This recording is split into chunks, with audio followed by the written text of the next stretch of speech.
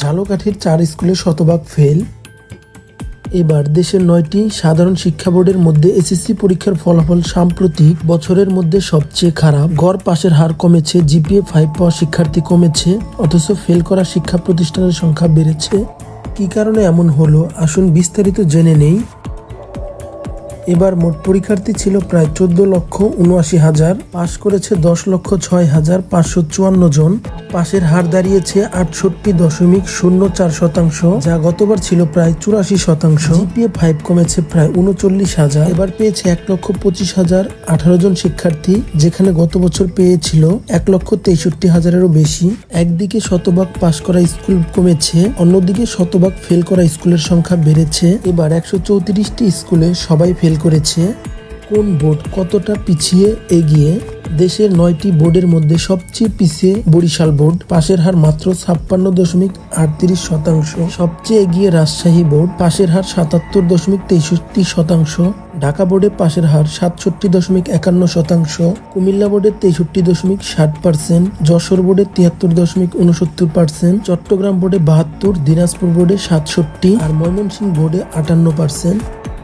ফলাফল খারাপের মূল কারণ 3টি। ফলাফল খারাপ হওয়ার 3টি বড় কারণ বিশ্লেষণ করে উঠে এসেছে। প্রথমত, করোনা আর রাজনৈতিক অস্থিরতায় শিক্ষা প্রতিষ্ঠান বহুদিন বন্ধ ছিল। ষষ্ঠ থেকে দশম শ্রেণী পর্যন্ত 5 বছরের মধ্যে অনেক সময় ক্লাস হয়নি।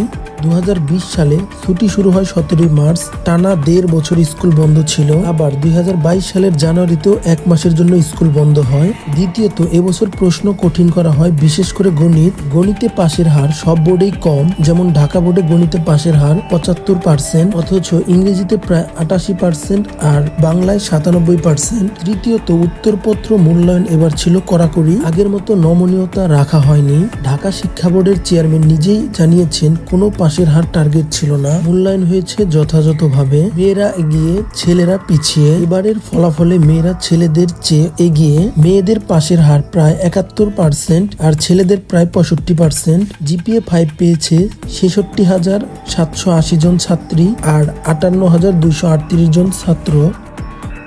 শতকরা পাস বনাম শতকরা ফেল। এবার সারা দেশে 30,000-এর বেশি স্কুল থেকে পরীক্ষা হয়েছে।